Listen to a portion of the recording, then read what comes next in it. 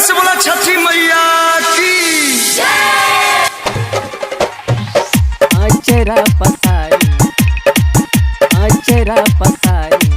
एगो DJ good Madhubani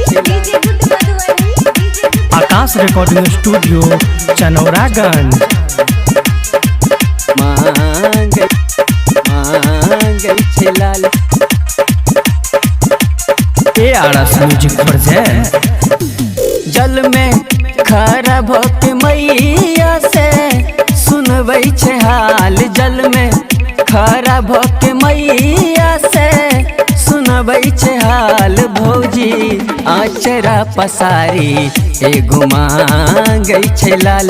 भौजी आचरा पसारी एगो मांगै छे लाल।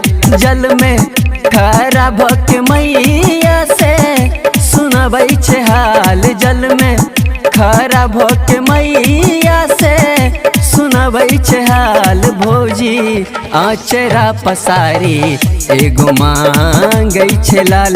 भौजी आचरा पसारी एगो मांगै छे लाल।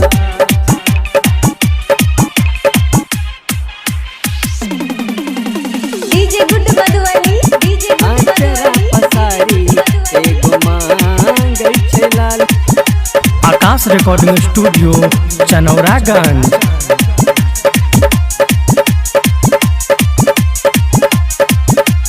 भौजी आचरा पसारी एगो मांगै छे लाल। भौजी आचरा पसारी एगो मांगै छे लाल। सासु ननद मिल मारै छै ताना।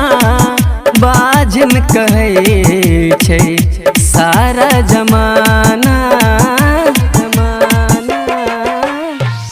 सासु ननद मिल मारै छै ताना।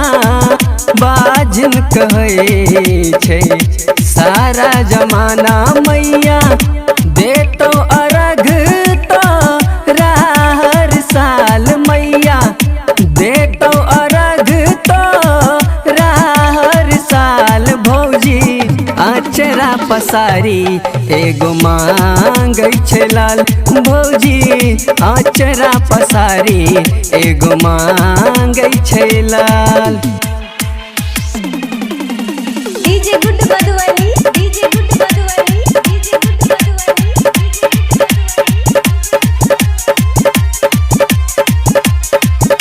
आकाश रिकॉर्डिंग स्टूडियो चनौरागंज। भौजी आचरा पसारी एगो मांगै छे लाल। भौजी आचरा पसारी एगो मांगै छे लाल। राइटर अशोक जेतै पहिन पियरिया।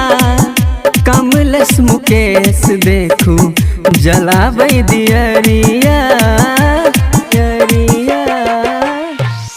राइटर अशोक जेतै पहिन पियरिया। कमलेश मुकेश देखू जलबै दियरिया। बैठ अमर प्रेमी गाबै सुनबै छे हाल। बैठ अमर प्रेमी गाबै सुनबै छे हाल। भौजी आचरा पसारी एगो मांगै छे लाल। भौजी आचरा पसारी एगो मांगै छे लाल।